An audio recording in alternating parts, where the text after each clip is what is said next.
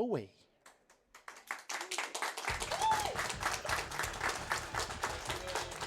Hello, my name is Rico. At last ESA Winter, I ran Crash Bandicoot 3, and now I am running something completely different. This is Jet Moto 2 Championship Edition. It is a pretty obscure PS1 racing game. So yeah, let's just get into it. The character I'm going to be playing as is the Max. This is actually a very recent development, about a few weeks, and you are not hallucinating. He is sponsored by Mountain Dew. Alright, so this is going to be full season, which is just the 10 primary tracks in Jet Moto 2, all in order. There was also a bonus incentive that was met, if I'm not mistaken, for me to do an extra track after the run called Nightmare. It was indeed met. Awesome. So we will be doing 11 tracks, and timing will start as soon as I press the button for full season. Alright, 3, 2, 1, go. Alright, so coming up is the first track, Slipcraw Gorge, and you can see immediately that this is not a normal racing game. This is a very, okay, I wiped out immediately. This is a very futuresque racing game where you race on these hover bikes and you have, absolute control with them. Every single button on the PlayStation 1 controller is used, every D-pad button, all the face buttons, the shoulder buttons, just the works. So a lot of the times I'm going to be pressing the triangle button to get a little short turbo boost. I can turbo as long as that yellow gauge in the speedometer still has any meter in it, and it refills every lap. I mostly use it just to get to my top speed really quickly. In this version of the game, the speed has been ramped up dramatically, so I don't really need the turbo that much unless I'm just trying to get back to my top speed. So I do want to explain what makes this the Championship Edition, because if anybody had this game as a kid, they probably don't know what the Championship Edition is. It's actually the greatest hits version of the game, and it runs completely different from the Black Label release by complete accident. So basically, after they released this game, the lead producer wanted his own version that had everything unlocked from the start and ran at a consistent 30, which he got by reducing the number of on-screen racers from 10 to 4. And he liked it so much that he sent it to Sony and said, you guys should make this the greatest hits version. And they said, no, we can't do that. It has to be identical to the Black Label release. So he sent them a Black Label version to burn a copy of for the greatest hits release, and someone messed up and copied the Championship Edition. So by complete accident, we have the superior version of the game. And it runs significantly faster and is a lot smoother, and I just like it so much more than the original release. But yeah, this is a pretty tame start to the run. The tracks get a lot crazier from here. But yeah, there's only about, I want to say, 10 to 15 more seconds of this track.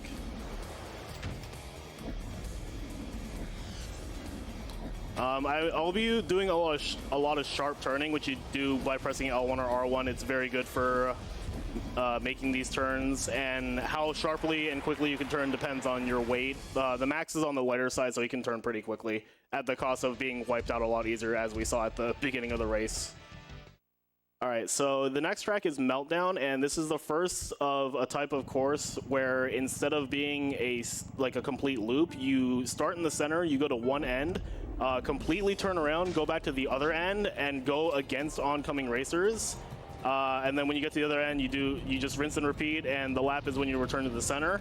The in-game term for these types of courses is suicide track. It is not a term that I think has aged particularly well, so it is the only time you're going to hear me say it. But yeah, so these tracks, there's 3 of them in the run. They add an extra challenge where, along with just any obstacles on the course, I also have to deal with racers who are driving at me. And that will be not too relevant in this track, but it will be super relevant in the other 2. But this is also the shortest track in the run, so this will go by pretty quickly. And this is also where you see the track themes start to be very unique. That's one of the biggest strengths I think Jet Moto 2 has over Jet Moto 1, where Jet Moto 2 has only 3 different track themes, and they're all pretty basic. Every single track in this run has a completely unique theme, and they're all really cool. This is just you're racing on a beach with an active volcano, and I really just think this game was super ahead of its time. And this track also introduces the grapple beams, which we will see in almost every other track in this run. Basically, if I'm near one and I press the circle button, I get magnetically pulled to it. And that is super good for just being able to just make tight turns like this. Another thing I'm going to be trying to do throughout this run is trying to stay grounded as much as possible. Whenever you're in the air, your top speed is much lower. So basically, any time I spend in the air is time lost.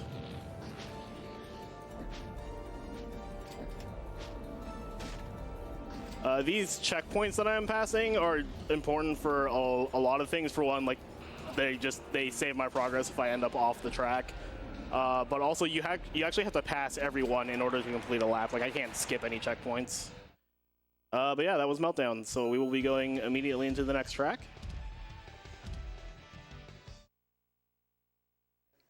Do we have some time for some donations? Oh yeah, go for it. All right, we got a $10 donation from Trasher DBS saying, glad to see the world record holder and only runner of the game on speedrun.com representing this game. You got this, Rico. Also, we got $20 from Lexi saying, good luck, Rico. And lastly, we got a $100 donation from Jamie the Bunny saying, fish. They're putting that towards the Twilight Princess low percent skip Stallard incentive. Thank you so much for all of those generous donations. Thank you for the donations, everyone. All right, so this is personally one of my favorite tracks in the game. This is Aftershock, and the setting for this is just like Los Angeles after a gigantic earthquake. So basically, this track is just racing across a bunch of debris. There's broken highways and like destroyed airplanes in the water here. I generally try to ignore most of them again because I don't really want to be airborne. This game also has an absolutely fantastic soundtrack. Like I feel like it's definitely one of the most like underrated soundtracks in any game.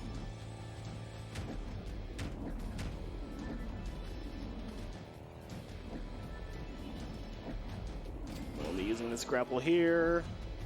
And then you can roll your character with L2 and R2, and I use that to kind of just go under these inclines because if your physical racer hits anything, it doesn't really matter with how much speed you hit it, you will wipe out. Whereas like if the bike hits anything, it has to hit it with like significant impact for you to wipe out. So the checkpoints are really easy to wipe out on if I'm just like too far in the air.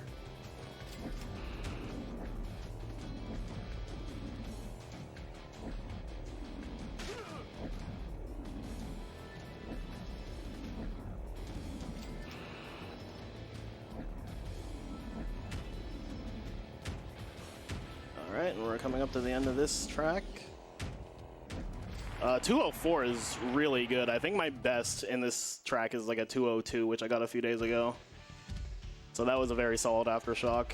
Alright, so the next track is one that I've grown to be not particularly fond of. This is Arctic Blast. It's the first notable difficulty spike, both casually and in the run. Casually, this is the first track that you can actually fall off of, and it's where this game starts to really blend like platforming elements into the racing, so it's really just as much of a platforming game as it is a racing game, which honestly I think is really cool. But this track is like very brutal after the first three where you can't really fall off the map, whereas this one you very much can, and if you're not careful it will happen a lot, like right here. Just a little bit of a corner cut there. In the speed run, what makes this track really annoying is that it's very, very easy to just go flying like this, and it is very easy to lose a lot of time as a result. I think my best time here is like a 2:12, and I usually average like 2:25s, just because it's that easy to lose like 15 or more seconds just by just being flung into the air. And the terrain of this early part also lends yourself to being launched into the air. Like these waves slow you down, they can't really be avoided.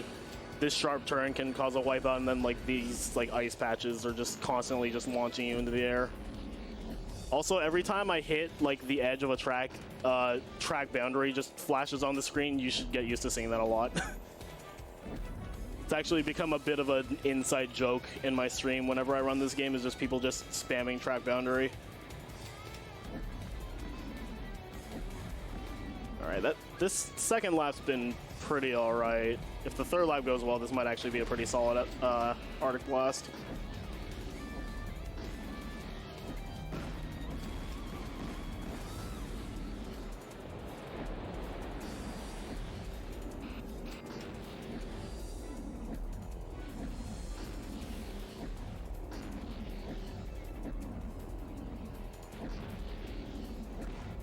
While I'm finishing up with the, you can read one donation.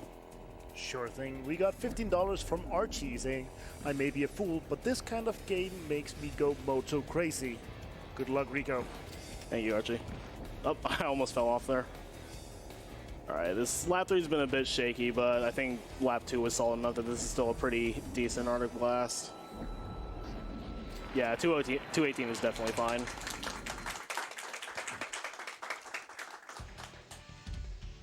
Alright, so the next track is Hot Shot. I don't remember who was telling me this. It was earlier in the week. They were saying that just from watching the game, this is their favorite just visually, and honestly, I have to agree. This track is just pretty gorgeous. Also has one of the best songs in the game, if not the best. And I didn't think I hit it that hard, but okay. Sometimes when you drive past the Buffalo, they make a noise like that. This is one of my favorite parts right there, just pivoting between two grapples, and then you just drop down this just cliff of water.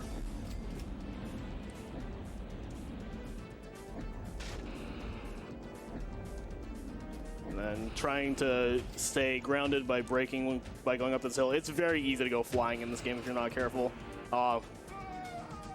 A little shocked that didn't work. So this section of the track is actually a very big reason as to why I started using the max in runs. So when I started running this game, the character I was told that is generally considered like optimal across all tracks and is the optimal character in vanilla Jet Moto 2 is Vampira, who's Racer 6. So basically, as far as stats go in this game, there's weight, top speed, and acceleration. And weight does two things. For one, it makes it you can't go as flying as easily, but it also makes it so that it's much harder to turn if you have higher weight. And then top speed and acceleration are pretty explanatory. So Vampira has like a decent enough weight where she turns well and also doesn't like go flying as much, and then her top speed is pretty solid and her acceleration is all right. But I was finding that in this version of the game, playing as the max, giving up a bit of the top speed to have like lower weight, so better handling, and then also much better acceleration, I think is helping a lot, because in the championship edition of this game, you go really fast anyway, so sometimes that top speed is really not that useful. Case in point, the default character with the highest top speed is Racer 10 Bomber, and her weight is so heavy, like she's the heaviest racer in the game, that it's like not even worth like having the top speed because her acceleration is also terrible. So I think like finding the perfect balance of every stat is most important, and the max is just even across the board for the most part. Also, he's sponsored by Mountain Dew, so that was just like a bonus. But yeah, these turns are like so much easier to make with the max, just because he turns like way better than Vampira does. All right, yeah, that was Hot Shot.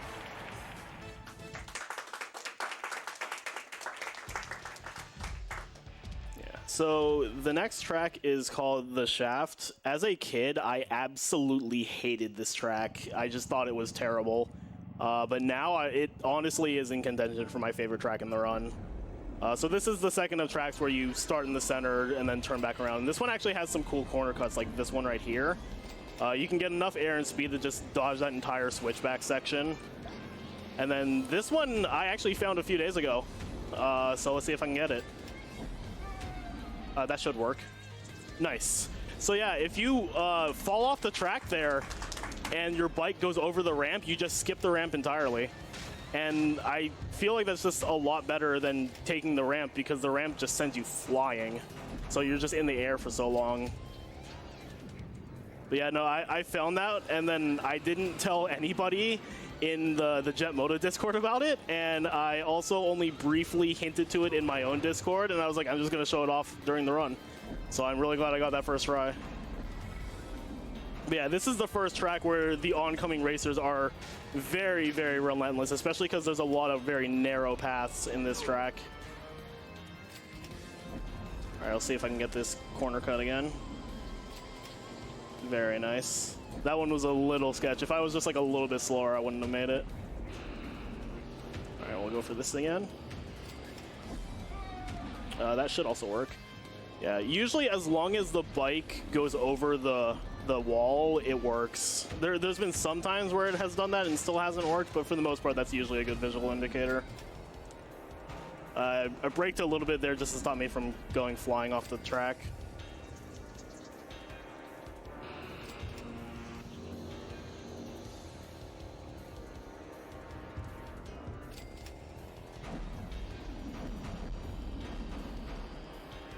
Another thing I want to know with character choice, oh nice, that is very common on this track, just to have a racer on the same bridge as me and then we just wipe each other out. And then if you fall off the track, you respawn at the last checkpoint, but if your bike stays on the track, you just respawn wherever your bike lands. So if both racers just like wipe out and then just their bike stays on the bridge, then we just respawn exactly where we are and there's a high chance of just wiping out again. But yeah, another thing with character choice is that there is one unlockable character in this game named Enigma, and they are far and away the best character in the game. They have top speed, top acceleration, and like decent weight, so they turn really well.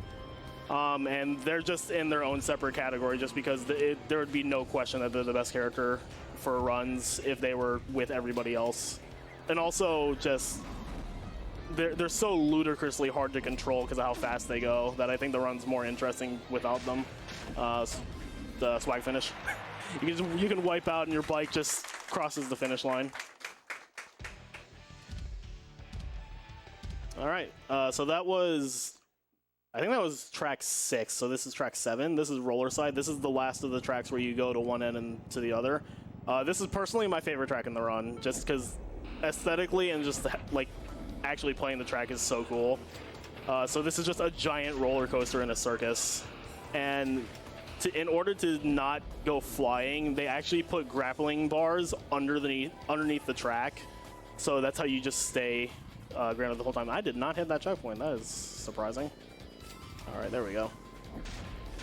All right, while I'm going to the other side of the track, you can read a couple donations. Sure thing. We got $15 from Oski saying, sending love from the Jet Moto Central crew. And we also have $10 from Little Big Hams. And too bad the Max isn't sponsored by Dr. Pepper. Good luck on the Jet Moto 2 CE run, Rico. And with those donations, I just want to say that here on stream 2, we've managed to raise over $10,000, which is absolutely amazing. That is awesome. Thank you for the donations, everyone. Yeah. Thank you so much, everybody. Keep them coming. They go towards an amazing cause, which is, of course, the Alzheimer Fund. Yeah, so I hit the wall on this corkscrew, and sometimes when you do that, you just, like, fall to your doom like that.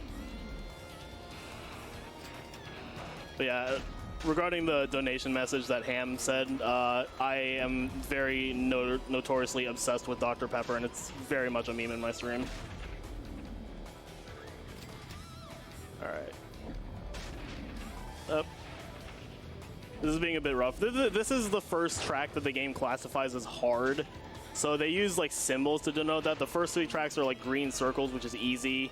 The next 3 are like blue squares, which is medium. And then this is the first that's a black diamond, which is hard. Yeah. One thing of note with this end section here is that you're supposed to like go around this roundabout, but it's a really big one, so you can just brake at this checkpoint and just turn around, and it's just a little bit faster than just going the whole way, and it's a lot easier as well. All right, and then one more lap.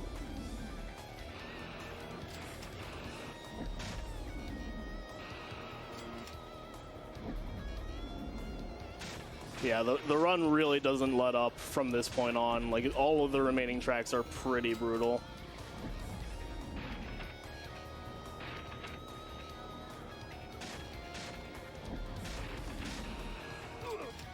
Yeah, That hill is actually very hard to like stay grounded on. Even with, I hit the grapple about as early as I could, and I still got airtime. This hill though is like very easy.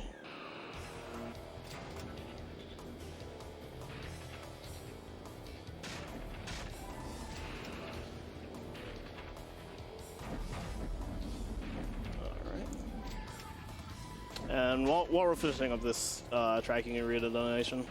Sure thing. We do have a $20 donation from outside, I assume, with no comment, but putting those money towards the Legend of Zelda Twilight Princess low percent skip Stallard incentive, which is definitely something you would want to see because it is absolutely amazing. Super hard, but yeah. Let's get that incentive met. Yeah, so this track is Kamate. This track is very, very hard. This was personally my least favorite track in the run until I started very much disliking Arctic Blast, and now I'm not sure which one I dislike more. But let it be known that Mario Kart stole the rickety bridge from Jet Moto 2. This section in particular is really rough, just this broken set of land. And then I can use the grapple here to just pull myself in and then ground myself like that. This section, the map before the race actually just calls the maze. And I've just started hugging the right because it's the easiest way to just avoid everything here.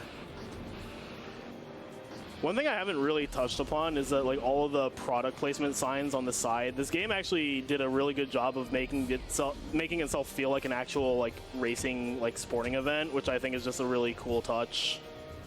There's even some tracks where you can see signs for Chef Boyardee, which I think is kind of funny.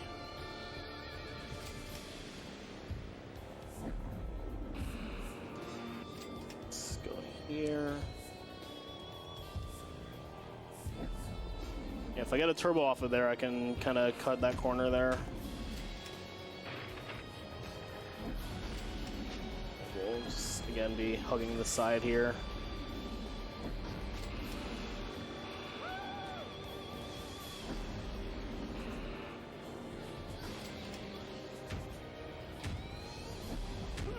Nope.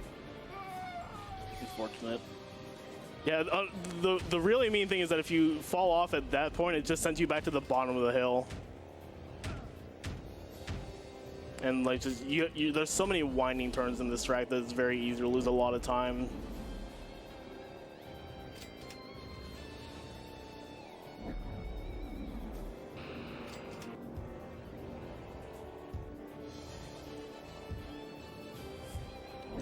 Took that a little safe.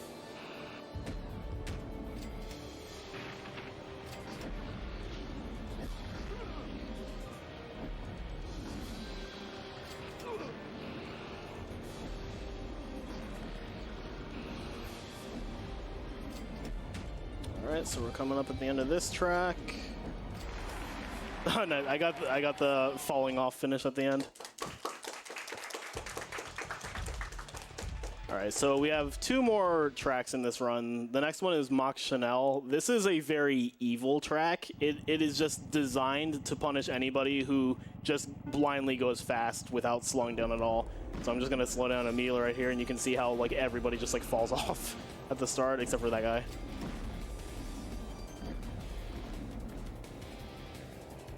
And then I'm gonna grapple around here. I have to get one of these ramps to get enough air to make this jump. And then right here, there's just this gigantic hole, and that sign like barely gives you enough warning. And then there's 2 grapples here, but if I use the second one too much, it just flings me off to the left here.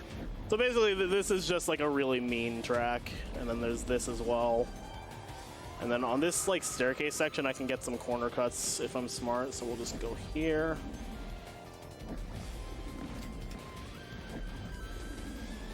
And can get another one right here.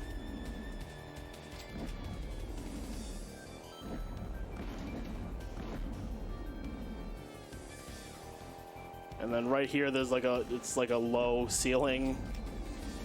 So yeah, very, very much if you just like hold down X the entire time without thinking, you will just constantly get destroyed by this track.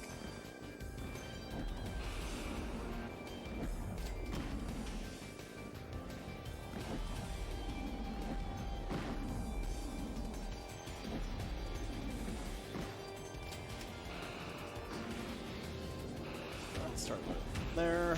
All right. This section in particular is really punishing because if you just like fall off at the wrong spot, it sends you back to like right before that tunnel. So you can lose a lot of time in this track really easily. I don't think that was enough speed. Yeah. That I feel a bit cheated on that one. I clearly landed on the track. Okay, yeah, that one's definitely not working. I did that way too early. So like I was saying, you can lose a lot of time on this track. All right, we'll just go a little safer. We'll just take this one. I would have been so mad if that happened again. All right, this one's pretty safe though. Yeah. Another thing I haven't really mentioned is that you can brake in the air and your bike falls a little faster, and I use that at times to just like hit the ground a lot sooner.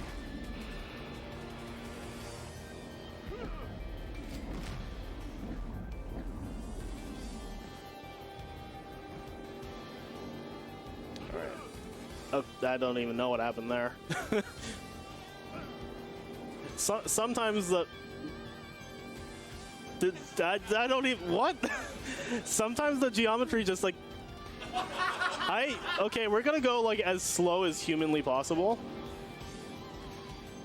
All right, we did it.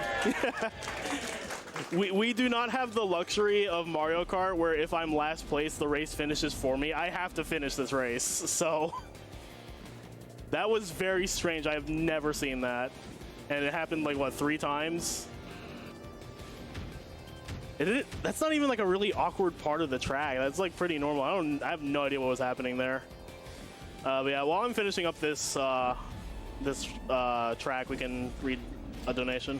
Sure thing. We got $10 from John Moto saying, "Hey son, hey son, glad to see you stuck to your dreams of racing. And I'm glad to see you in the big leagues. Be sure to keep those tracks in their boundaries, all right?" I was really hoping it was going to be John Moto. Thank you for the donation. All right, I'm going to try and get another swag finish here. This one I think might actually be optimal. Yeah, there we go. Because I can just turbo off that ramp and the bike will take me there. All right, so we have one more track in this run. This is Nebulous. It is by far the hardest track in the game. I will let the map speak for itself, and then I will let the track speak for itself.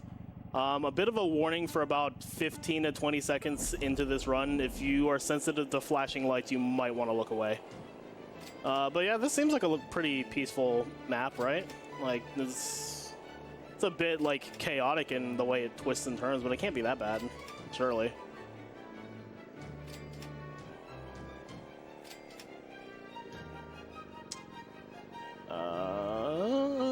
Oh. Yeah, so the theme of this track is that you constantly switch between heaven and hell, and this is like my poster child of example of how awesome like track themes are in this game. Like, who thinks of this besides the developers of Jet Moto 2?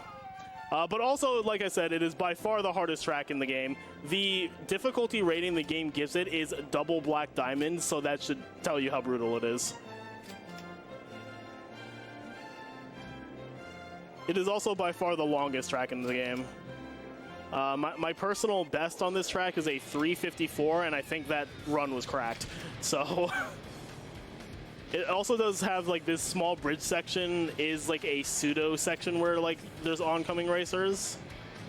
So it does have a bit of that as well. And then there's this huge like twist right here, which just goes right into this part, which can send you flying if you're not careful.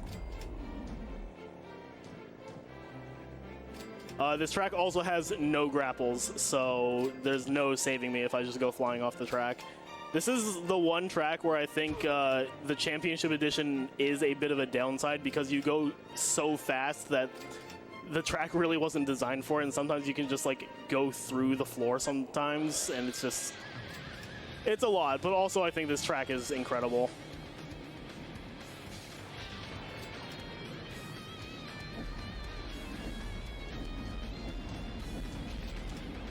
I'm going to try and not fall off here this time. There we go.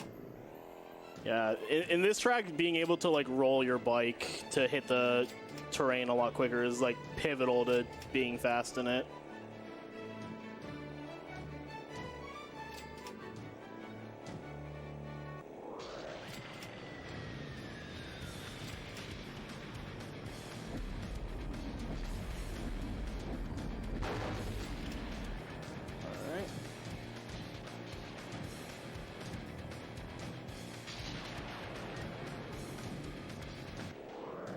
So we got one more lap after this. Laps are about 1:20 long if they go well, and then timing will end as soon as I cross the finish line.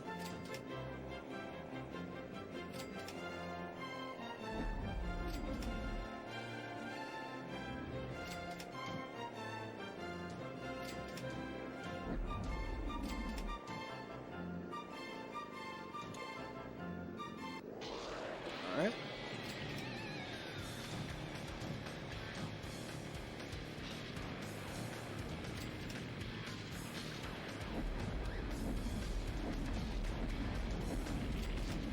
I think one of the other racers might have just fallen off there. I couldn't tell, but I thought I saw something. It's actually really funny if like a racer falls off while you're next to them, because you actually hear them like scream as they fall off. So you just sometimes you're like, ah! All right, so, oh, yep, that guy wiped out. All right, so we just got this bridge section and the spiral, and then the track and the run will be done.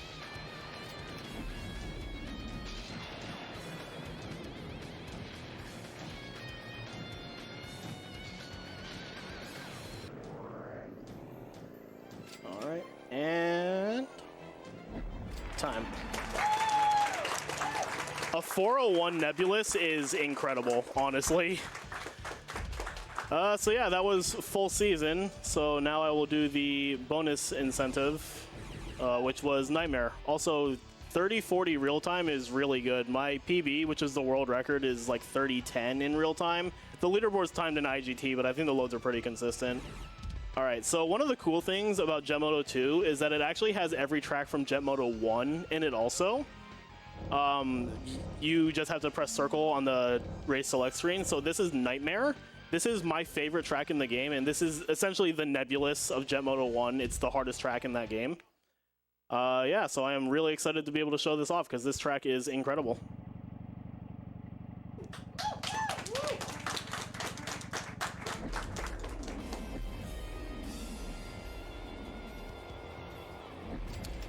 I'm going to try really hard to not fall off, because on this track, there's something I like to call the fall of shame. If you fall off, it will not bring you back to the track until you hit the city line below, and it takes like 10 seconds.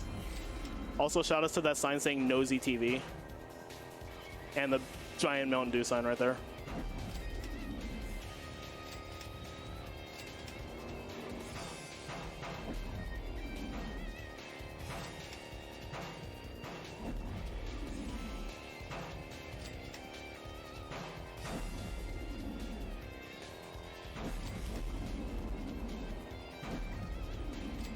I was actually not sure if this incentive was going to get mad, because like how many people know about Jet Moto 2, so I was actually really surprised and happy to see that it was met before my run even began, so thank you so much for that. Yeah, luckily we had the entire last day, like yesterday, where we had the $20% run, which definitely helped, I think, getting a lot of these incentive met. Yeah, anybody who saw me practicing this in the practice room over the past few days knows that I played this track a lot to just prepare if I had to run it, so. I can definitely confirm that. It's just a really fun track also. I have no problem just grinding this one.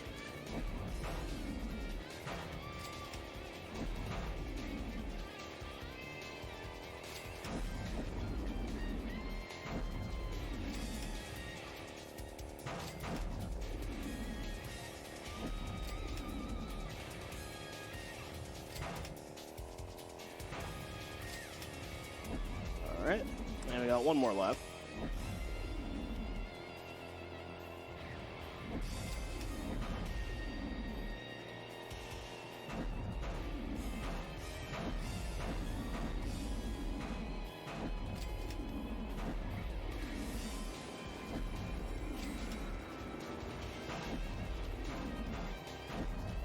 I didn't think I was going to catch up with them this early.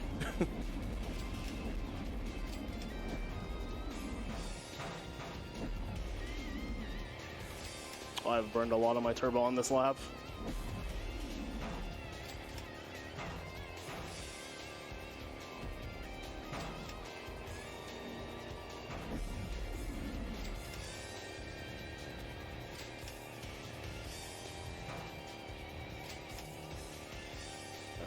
time is coming up at the end of this lap.